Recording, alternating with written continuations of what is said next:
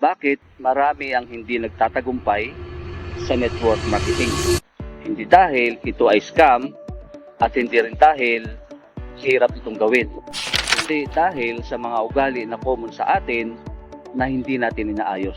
Bibigyan kita ng 5 dahilan bakit marami ang hindi nagtatagumpay sa industriyang ito, network marketing. Number 1, gusto agad result. Okay? Yun bang instant mindset? Maraming Pinoy gusto ang mabilis na kita. Pag wala pang results, sa 1 to 2 weeks or 1 month, nawawala na ng gana. Pero real talk lang mga kapatid, ang network marketing ay negosyo, hindi racket lang.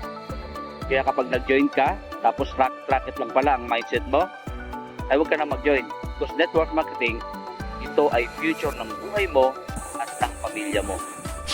Number 2, nahihiya akong mag-offer.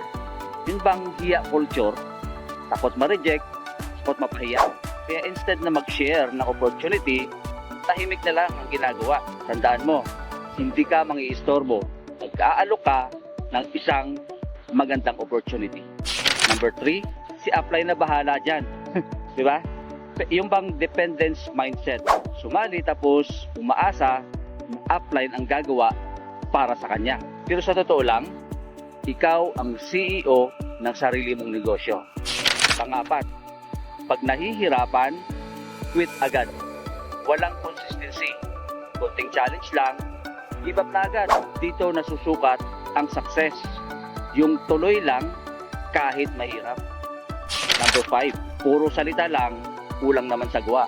Yun bang excuses over action? Maraming plano, maraming dahilan, pero kulang sa aktual na ginagawa. Reminder lang, hindi income ang darating.